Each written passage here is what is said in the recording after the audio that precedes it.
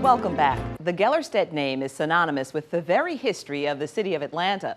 Lawrence Gellerstedt Jr. built a successful construction company, which in itself helped form the region's architecture. Son Larry caught the business bug from his father and eventually found his own seat at the corporate table. And although the company was well established, Larry didn't settle. He had his own dreams that would take him to heights he never imagined. And some might say Atlanta is all the better for it. His story is the subject of today's Executive Profiles. So, born and raised in Atlanta, Georgia. Take us back to family roots. When did your folks arrive in Atlanta? My mom and dad are born and raised in Atlanta. My grandfather was a banker, and he was a bank examiner, which you imagine in the late 20s they had a lot of things to examine. And he got hired by C&S Bank. So Mills Lane hired him and he came to work here. And my grandfather, who was on my mother's side, who was the first person in their family to graduate from high school, went on to, by mail correspondence, get a law degree and went on to become Chief Justice of the Supreme Court of Georgia. So education's always been a big part of your family's life. You were probably a very good student, weren't you? I didn't peak too early. High school, I sort of did enough to get by, much to my parents' chagrin.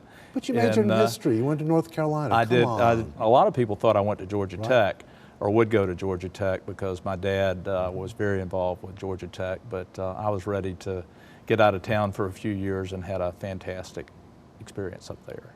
And you majored in history. And the reason I want to go there is there aren't that many CEOs that majored in history. I have never been anything but thrilled that I was a liberal arts major in history. And I grew up in a family that my dad was very hands-on in terms of business. He was an engineer, so I was raised in that structure. And when I went to Chapel Hill, history, particularly Southern history and the history of civil rights, was my area that I really focused on. And just the ability to learn to think critically in terms of reading things, be able to write in a way that, or talk in a way that you're taking sort of complex things and trying to explain them.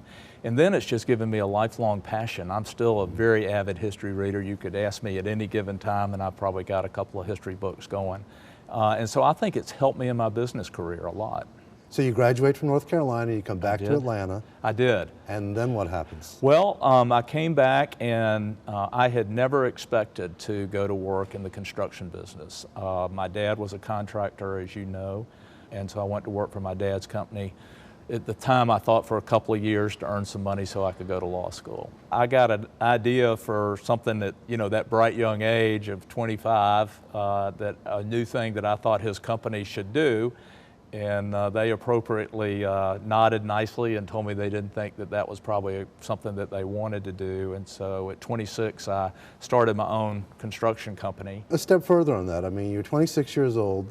You know, the bright idea was healthcare, construction, in a market that people at that day weren't specializing in product type. They were just generalists. And so the idea was basically to do a specialization just in healthcare and bring some unique skills to the table. And there were some things going on in the healthcare business at that time that sort of allowed that to really flourish. So that was bright idea number one. You take the business to what, $100 million in 4 years? Right. And then you have bright idea number two, and that is putting two hospitals together in town, two children's hospitals together. Right. Tell that story. With the hospital specialization, we were fortunate enough to build at both children's hospitals, Eggleston and Scottish Rite. And as the years went by, they became fiercer and fiercer competitors. My dad had been on the Eggleston board for a number of years. I had been more involved in the Scottish Rite account personally and with my volunteer activity. And when my dad retired off the Eggleston board, the Eggleston trustees, Inman Allen, came and saw me and said, "We'd like you to take your dad's place on the Eggleston board." And I went to the people at Scottish Rite, Jim Talley and Richard Hiller, and I said, "Is this going to be a problem in our business relationship?" And they said, "Yes, it is. We'd like you to go on our board."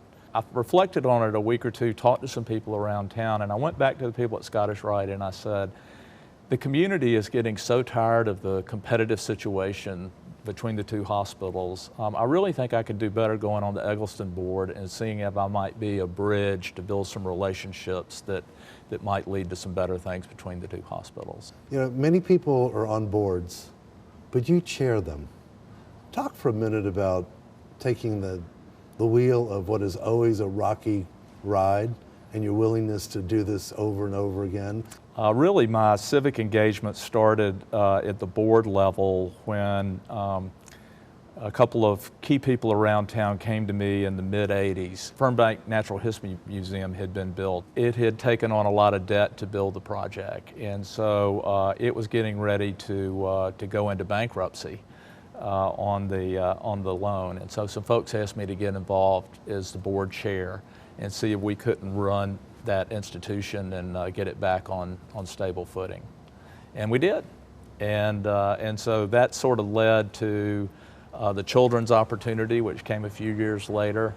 And then most recently I've been involved with the Woodruff Arts Center, which I've chaired for 3 years. And the next one? Well, I'm getting ready to go into the Metro Chamber. So that's a big thrill. I will come in as Metro Chamber Chair, and just sort of a personal thing of pride is my grandfather was chair in the 40s, my dad was chair in the 70s, and that'll sort of be a fun little benchmark. I don't think that's probably happened before in the Chamber's history. Not necessarily best for last, but certainly among the best, and that is your involvement with Cousins. You're there about 10 years now. Right. And what do you think? Did you expect 10 years? Legacy therein? No, I didn't.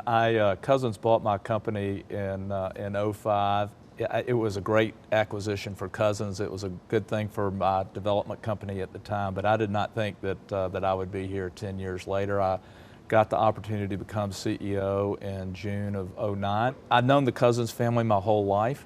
I've got to build a lot. My construction company, 191 Peachtree, Pinnacle, Bank of America Tower, and just to be able to take the reins of such a fabulous company with a fabulous history and wonderful people. But I look at the company today, and we are leading our sector in 1-year return, 3-year returns, back to Tom Cousins basics. We've got a very strong balance sheet, fabulous people, and that's just a gift. Cousins owns office and mixed-use properties in Georgia, North Carolina, and Texas. Here in Atlanta, the company is on tap to develop a corporate headquarters for automotive supplier Genuine Parts. And distribution and packaging giant Veritiv signed a lease for 68,000 square feet of space in Cousins' North Park Town Center. That property is located in the heart of the red-hot Central Perimeter Market. Next,